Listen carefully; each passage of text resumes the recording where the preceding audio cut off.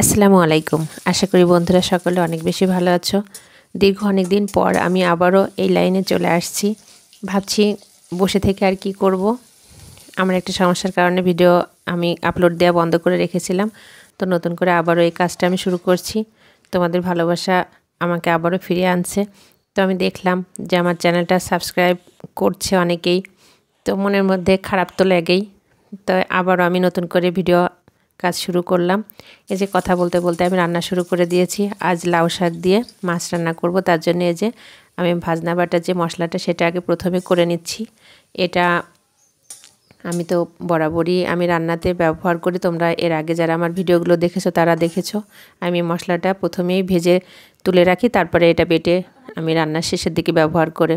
তো এখন আমি এই যে আগে থেকে আমি মাছে হলুদ লবণ মেখে রেখেছিলাম, সেটা আমি এখন ভেজে নেব। আজ আমি লাউ দিয়ে মাছ রান্না করব, লাউ শাক দিয়ে, লাউ শাক দিয়ে রান্না করব। তো এই যে মাছগুলো আমি ভেজে নিচ্ছি, খুব কড়া করে ভাজবো না, আমি হালকা আছে একটু ভেজে নিচ্ছি, কেননা এখন তো সব চাষের মাছ, এজন্য একটু ভেজে নিলে ভালো হয়। তো এদিকে আমি মাছ ভাজতে ভাজতে দেখছি আমার মেয়েটা আজ আমার ঘরটা খুব সুন্দর করে গুছিয়ে রেখেছে। তো তার একটা ক্লিপস আমি আজ ভিডিও অ্যাড করে দিয়েছি।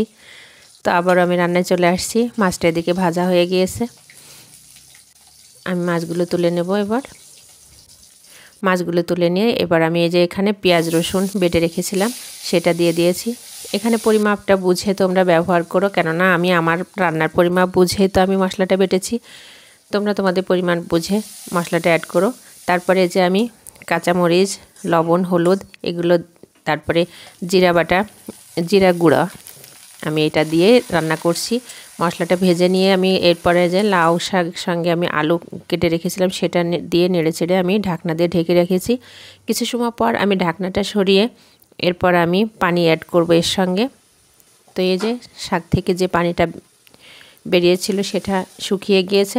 এখন আমি এটাকে আলতো হাতে নেড়ে চেড়ে তারপরে আমি একেবারে ঝোলের পানিটা অ্যাড করে দেব। যেহেতু শাক খুব বেশি সময় রান্না করতে সময় নেবে না, আর শাকটা খুব টাটকা টাটকা শাক ছিল, এজন্য আমার রান্না করতেও খুব বেশি সময় প্রয়োজন হয়নি। আশা করি বন্ধুরা তোমরা অনেকেই আমার রান্না পছন্দ করবে। এটা তো রেগুলারই না রান্না, এটা নতুন কোনো আইটেম না।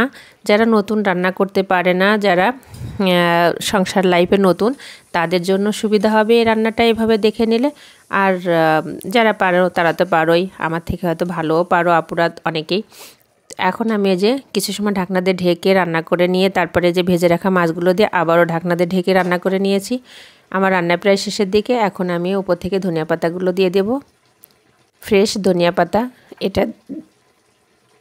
এটা দিয়ে রান্না করলে বেশ মজাই হয়। আর এই সিজনে তো ধনিয়া পাতা অ্যাভেলেবল বাজারে পাওয়া যায়, তো সমস্যা হয় না। ধনিয়া পাতা খুব হাতের কাছে থাকে, অনেকে ছাদ বাগানে বা জমিতে চাষ করেন, খুব কাছে পাওয়া যায় এগুলো।